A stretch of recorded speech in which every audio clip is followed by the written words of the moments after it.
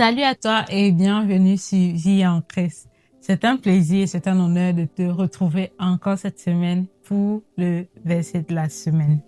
Le verset de cette semaine se trouve dans Matthieu, le chapitre 6, le verset 14. Et là, il est écrit: « Si vous pardonnez aux hommes leurs offenses, votre Père céleste vous pardonnera aussi. » Je profite aussi pour lire le verset 15 qui complète le verset 14 et ça dit: « Mais si vous ne pardonnez pas aux hommes, votre Père ne vous pardonnera pas non plus vos offenses. » Parlons du contexte. Ici, Jésus prend le temps pour enseigner la foule, le peuple, sur divers préceptes de la vie chrétienne. Il parle de la prière, de l'aumône, de pardon des offenses, etc. Dans tout le chapitre 6 et même dans le chapitre 7, il continue avec d'autres préceptes divers de la vie chrétienne.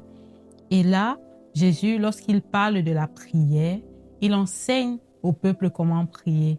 Il dit que lorsque nous prions, nous devons dire notre Père qui est aux cieux, etc. Donc la prière dominicale que nous connaissons tous, par la grâce de Dieu, de notre Père. Jésus parle de cette prière et à la fin de cette prière, comme il nous dit, voici comment vous devez prier. Lorsqu'il explique comment nous devons prier, déjà dans son explication de comment nous devons prier, il dit: pardonne-nous nos offenses comme nous pardonnons aussi à ceux qui nous ont offensés.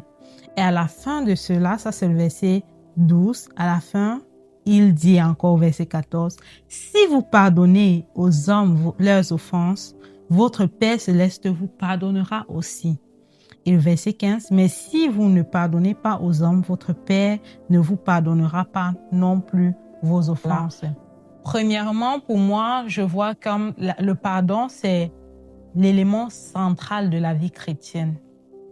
Sans le pardon de tes péchés, sans le pardon de mes péchés, nous ne pouvons pas être enfants de Dieu.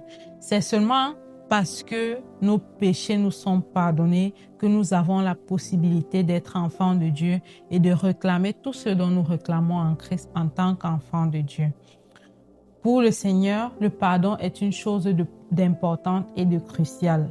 Et il nous dit même dans 2 Corinthiens, le chapitre 5, le verset 18, c'est écrit: « Et tout cela vient de Dieu qui nous a réconciliés avec lui par Christ et qui nous a donné le ministère de la réconciliation. » Au verset 17, on parle de si une personne en Christ est une nouvelle créature et ensuite on parle du ministère de la réconciliation.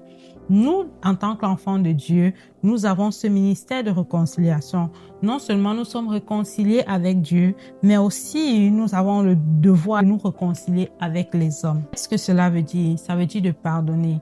Nous ne pouvons ne pas avoir réconciliation que s'il y a pardon. Et lorsque nous pardonnons les hommes, le Seigneur nous pardonne aussi en fait. Et le Seigneur est clair sur cette parole. Si tu ne pardonnes pas, si nous ne pardonnons pas à ceux qui nous ont offensés, le Seigneur ne nous pardonnera pas nos offenses. C'est pourquoi c'est important. C'est très difficile parfois de pardonner aux hommes ce qu'ils nous ont fait parce que cela nous a blessés, etc. Mais nous devons travailler avec l'aide du Saint-Esprit au quotidien afin de pouvoir pardonner à ces personnes-là. Imagine Jésus-Christ qui a pardonné le péché de l'humanité et des hommes qui l'ont tué, qui l'ont crucifié à la croix, parce que les hommes, oui, ont crucifié Jésus-Christ à la croix. Mais étant même sur cette croix, il prie, il dit: « Seigneur, pardonne-les, car ils ne savent pas ce qu'ils font. » C'est-à-dire, lorsqu'il traversait la plus grande agonie de son ministère et de sa vie sur terre, à la dernière minute, il parle encore du pardon. Il demande au Seigneur de nous pardonner car nous ne savons pas ce que nous faisons.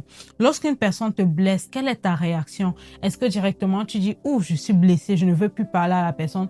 Mais nous devons avoir le caractère de Christ encore qui s'arrête et de dire: « Seigneur, je décide de pardonner à cette personne, même sans que la personne ne demande pardon, parce que Christ à la croix, nous ne lui avons pas demandé pardon, mais il priait déjà pour nous, il demandait au Seigneur de nous pardonner. » Donc je t'invite, je t'exhorte au travers de cette vidéo simplement à pardonner au quotidien. Lorsqu'une personne t'a fait du mal, te blesse, que la personne te demande pardon ou non, parce que tu as reçu le ministère de la réconciliation, pardonne à ceux qui t'offensent, qu'ils te demandent pardon ou non.